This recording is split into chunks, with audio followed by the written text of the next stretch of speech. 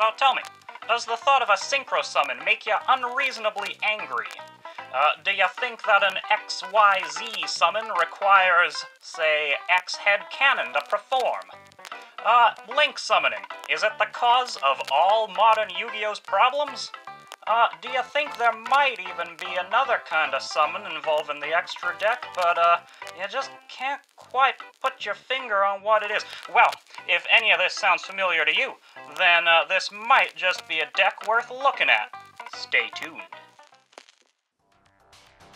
Hello, and welcome back to another deck profile video. Today I'm going to be going over, again, my very oldest deck, a deck that I have had in one form or another since, since time immaterial. So this is the current rendition of my Barrel Dragon deck, which was the first deck that I did a profile of for this channel. Now, unfortunately, I wasn't really happy with how that deck ended up looking. It was really more of an Orcust deck that happened to have a few Barrel Dragons thrown in.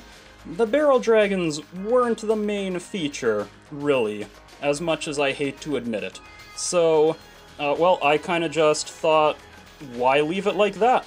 So I took apart a lot of it and rebuilt the entire deck, keeping the Barrel Dragons, of course. So this, I think, is a much more characterful, flavorful Barrel Dragon deck. And just like my other profiles, I will start by going over the deck in general, all the different cards, and then we'll delve a bit deeper in the second part of the video. So, here we go. Now, first, we have, of course, Barrel Dragon, the classic, and Blowback Dragon, the little brother. These two are the original two Barrel Dragons. Very cool. They still do what they do. They're kind of big cards. They can destroy stuff. And then we have the Desperado Barrel Dragon, which I run at 3 because it's very good. This is a retrain that they released much, much later, but it is still quite good. Twin Barrel Dragon is a smaller one, level 4, you can just sort of normal summon this. Sometimes it's handy to have a coin flipping effect that could potentially, in theory, maybe destroy something 25% of the time. So, you know, that's why these are here. I run them at 2, just in case one of them gets banished or something, which tends to happen. Now, after that we have Proton Blast. I run this again at 2, because you don't always need them. 3 is pushing it, I think. But they're useful to have in play because they give you extra value off of your coin flips, and they're also very good to ditch to the graveyard through various effects, because then they make all of your coin flips come up heads, which is useful, to say the least. A few other Dark Machine accessories here. Blast Spider is good for some random destruction. Heavy Metal Raiders is the field spell, which does all kinds of stuff. And Terraforming and Metaverse, of course, help you get Heavy Metal Raiders into play. Limiter Removal, now you see, back in my day, Limiter Removal was limited to 1. But Limiter Removal is kind of a win con. It's a good way to OTK your opponent if you've got enough big Dark Machines in play. And technically it destroys the monsters at the end of turn, so you could, in theory, get a free Desperado Barrel Dragon out of that, so not the worst. It's a quick play, you can catch people off guard. Cyberstein, this is, I would say, the best way to play the other Barrel Dragon that I haven't gone over yet, because it's in the extra deck. Yeah, it costs you 5,000 life points, but it's a free, pretty decent boss monster, so it's all good, and it's a Dark Machine as well. Fusion Deployment, run this at 2. I could potentially see this bumping up to 3. It's pretty decent, actually, because it's just a free Barrel Dragon or Blowback Dragon from the deck. Not bad. Summoning from the deck, pretty good. Gizmek Orochi, the Serpentron Sky Slasher, is, again, a very useful card in the deck. It is a Dark Machine, of course, like most of these. And it has a destruction effect, so it works with Heavy Metal Raiders, and you can special summon it from the hand or graveyard by banishing cards from the top of your library. So it's a free special summon, pretty much. The cards in your library, they're not real. They're not actually there. Let them go. And Scrap Recycler. I run this at 3 because it is extremely important, actually, to get these Gizmek Orochis into play. So this maximizes my ability to get the Gizmek into the graveyard where it belongs. Yeah, it's an Earth machine, I know. I am ashamed. They're not all Dark machines. But it gets a Dark machine, so it's kinda halfway there. Now, what is a deck without a Pot of Greed, or a Pot of Extravagance in this case, which I run at 3. Because, as I sort of alluded to earlier, I don't really use the extra deck for anything, so you might as well banish those cards and draw stuff off of them, right? It works wonders. Now, Twin Twisters, let's just say if 1 Mystical Space Typhoon is good, 2 Mystical Space Typhoons on 1 card is even better. And you can, again, discard stuff like the Gizmek or a Proton Blast, and just get extra value out of it. Dogmatica Punishment, this is my sort of spot removal trap card, because again, who needs an extra deck? Just get rid of that stuff and destroy your opponent's cards. It's great. Forbidden Droplet, I use 1, because I only have 1.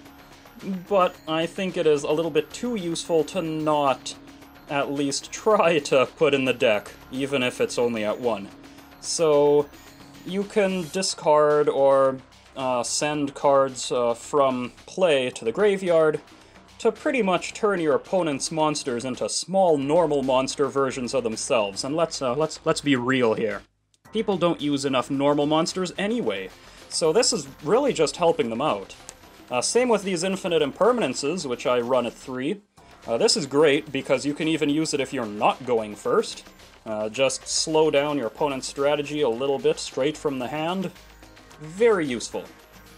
And at the end of my deck, at 3, we have Summon Limit. Because it's against the rules to summon a bunch of monsters in 1 turn, so here you go, just making your opponents obey the rules by limiting them to a mere 2 summons per turn. And it doesn't really hurt you because, again, you, as a law-abiding Barrel Dragon player, probably aren't going to be playing too many monsters in 1 turn. Now, let's take a look at the extra deck, because there is an extra deck, even though it's not really used for the monsters in it, it's mostly just used as fuel for the main deck, like we saw earlier. We do, however, have 3 Gatling Dragons, because this one is important to always have in the extra deck, because for one thing, you can potentially play it, and for another thing, because it mentions both Barrel Dragon and Blowback Dragon in the card text, you can use Fusion Deployment to just play them from the deck. A handy ability to have. Now, Elder Entity Entis, this is a very common card that works with Dogmatica Punishment quite well. Barricadeborg Blocker, there are a few small Link monsters in here that I use because they're kind of useful. Like, they're only two monsters with different names. They're Link 2 monsters, but they keep Heavy Metal Raiders safe. Wee Witch's Apprentice is just good dark monster support. Scrap Wyvern, well, I am using all those scrap recyclers, aren't I? So might as well use the Wyvern just in case. And Dark, the Dark Charmer, is some more dark support.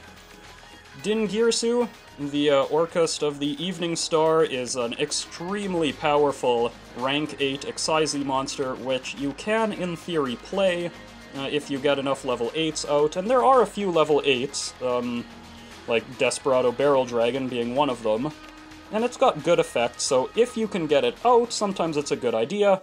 Otherwise, again, it's just fodder in your extra deck. Psy Framelord Omega, again, is fodder, but it actually does something in your graveyard, so that's why you want it. Same with Wind Pegasus at Ignister, these are potentially useful if you send them to the graveyard with Dogmatica Punishment. Okay, so what exactly does this deck do? Well, because you kind of rely on having things like Summon Limit in play to slow down your opponents, they slow yourself down as well. So there's not a lot of big summon chains going on here. It's all pretty straightforward, but I'll go over it anyway, just in case. Now, the sort of ideal first turn, what you want to do. You want to play Scrap Recycler, because when you do that, you can throw your Gizmek Orochi into the graveyard and immediately special summon it by banishing a bunch of cards from the top of your library, which, again, you don't need. There's no combo pieces that you might accidentally banish. It's all good, it's all just fuel for the cause. And with the two of these, you can actually link summon out something like Barricade Board Blocker. And if you have a Heavy Metal Raiders, then these two will protect each other. Heavy Metal Raiders will stop this from being destroyed by battle once, and this will prevent Heavy Metal Raiders from being targeted. So this sort of sets up a bit of a barrier for yourself. Of course, you can always special summon Gizmek Orochi again during your opponent's turn, so even if you have summon limit, well, this is now a different turn, right? So you're probably not going to be summoning more than 2 monsters per turn on your opponent's turn. And if you have a Desperado Barrel Dragon in hand... Whoa, where's my focus going? If you have Desperado Barrel Dragon in hand, well, then, if either of these do end up getting destroyed, you still get this, for free. So, one cool way that this deck gets around summon limit is just having these kind of beefy level 8s that can fairly easily hit the field during your opponent's turn. So that's one way to circumvent the rules a little bit for yourself, anyway. And then we have Fusion Deployment. Now this isn't really a combo as much as it is just reading what the card does, but you can reveal Gatling Dragon from your extra deck, and then special summon from your library or your hand either a Barrel Dragon or a Blowback Dragon, so take your pick, whatever's there. It's a pretty easy way just to get a fairly large monster in play with an effect that destroys things, which, of course, if a Dark Machine monster does destroy something, Heavy Metal Raiders triggers, which allows you to special summon another one if you've got it in your hand. Well, any Dark Machine, really. So you can kind of reliably just fill your field with fairly large Barrel Dragons that have coin-flipping effects that blow up your opponent's field. It's fun stuff, really, and as long as they don't have anything, you can kind of just attack through.